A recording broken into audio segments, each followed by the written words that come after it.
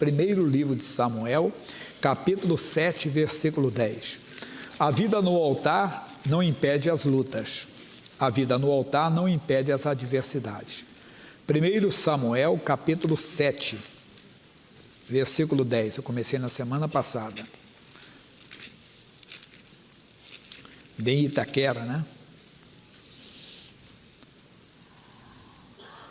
1 Samuel, capítulo 7, versículo 10. E sucedeu que, estando Samuel sacrificando o holocausto, os filisteus chegaram à peleja contra Israel. Sacrificar o holocausto não é hoje, não é para hoje.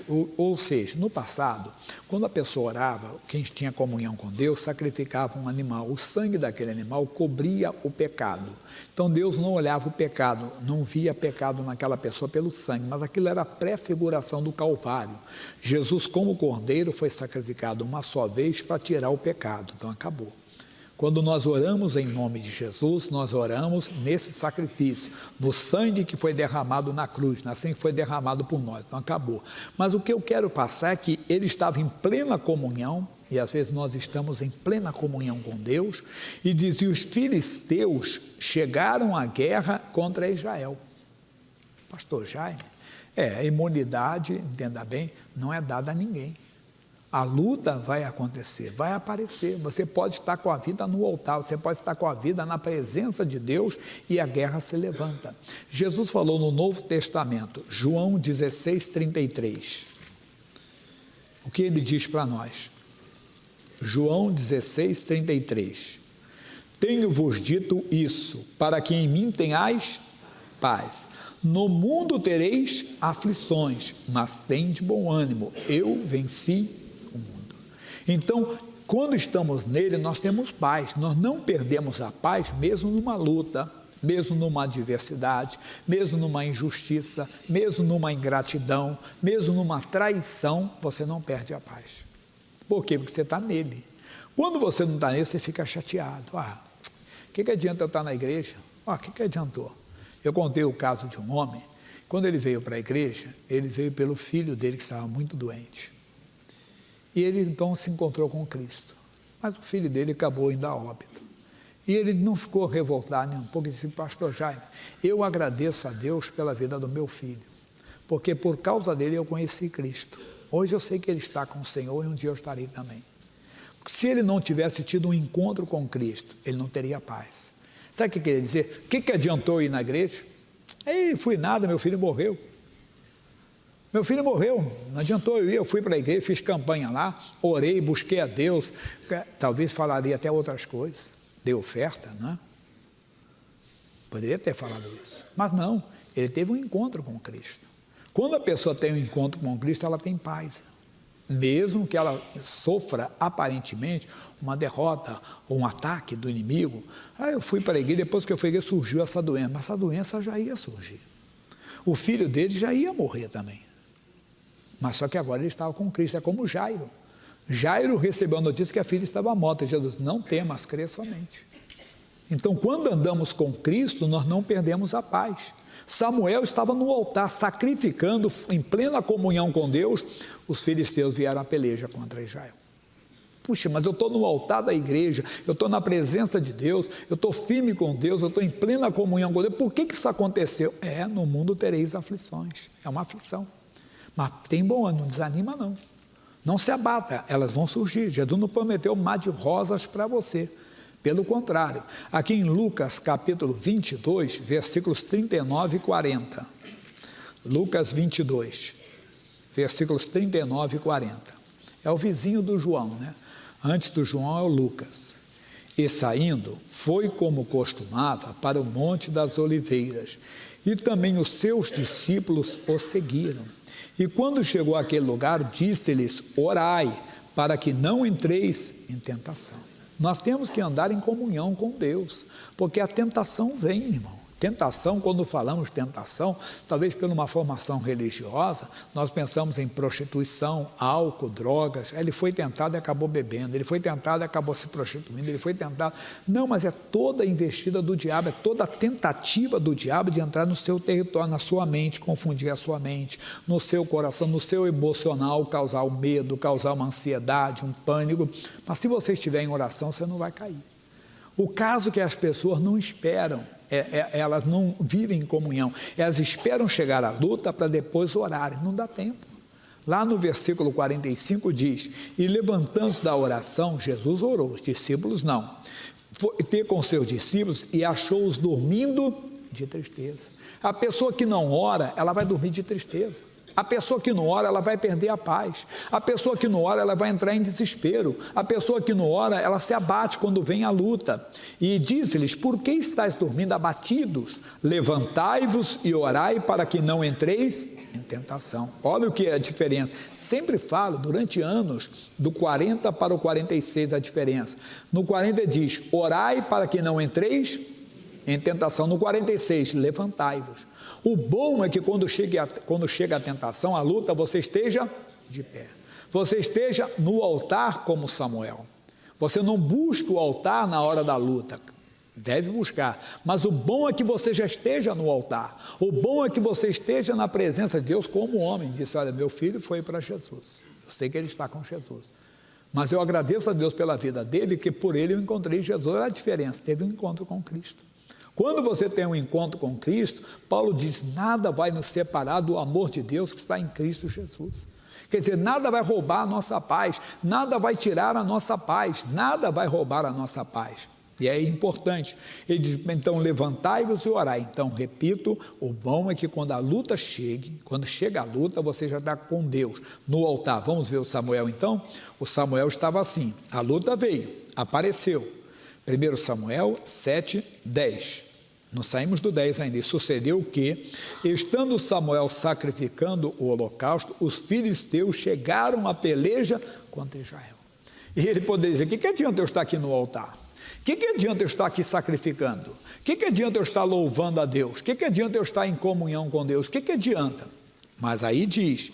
Mas, e trovejou o Senhor aquele dia com grande trovoada sobre os filisteus, e os aterrou de tal modo que foram derrotados diante dos filhos de Israel. Pensa quando você está meio desprevenido que vem uma trovoada. Não é assim, né? Você está lá andando no meio da rua, daqui a pouco... Eu lembro de um homem, e eu era garoto ainda, ele era alto. E eu era menino, nós estávamos assim perto, e assim, ele mesmo falou assim, rapaz, eu encolhi, veio aquela trovoada forte, ele grandão, ele veio assim, ele se abaixou todo. Os filisteus ficaram também parados. Olha o que está dizendo para nós o Senhor Deus. E trovejou aquele dia o Senhor com grande trovoada sobre os filisteus e os aterrou de tal modo que foram derrotados diante dos filhos de Israel. Ficaram pasmados, eles ficaram parados. Ficaram aterrorizados com aquela trovoada. E os homens de Israel saíram de Mispa e perseguiram os filisteus e os feriram até debaixo de Bet-car. Então tomou Samuel uma pedra e a pôs entre Mispa e Sem, e chamou seu nome Ebenezer, e disse, até aqui nos ajudou o Senhor. Meu irmãozinho, Deus quer continuar te ajudando. Vai, agora o que ele diz? Seja fiel até o fim, até a morte, e dar-te-ei a coroa da vida. O melhor vai chegar ainda, mas você vai perder o melhor? Não perca o melhor, seja fiel. Vão aparecer lutas, vão aparecer ingratidões, injustiças, vão aparecer perseguições, mas não saia do altar, não saia da presença de Deus, não saia da comunhão, continue firme na presença do Todo-Poderoso, porque Deus transforma até a maldição em bênção.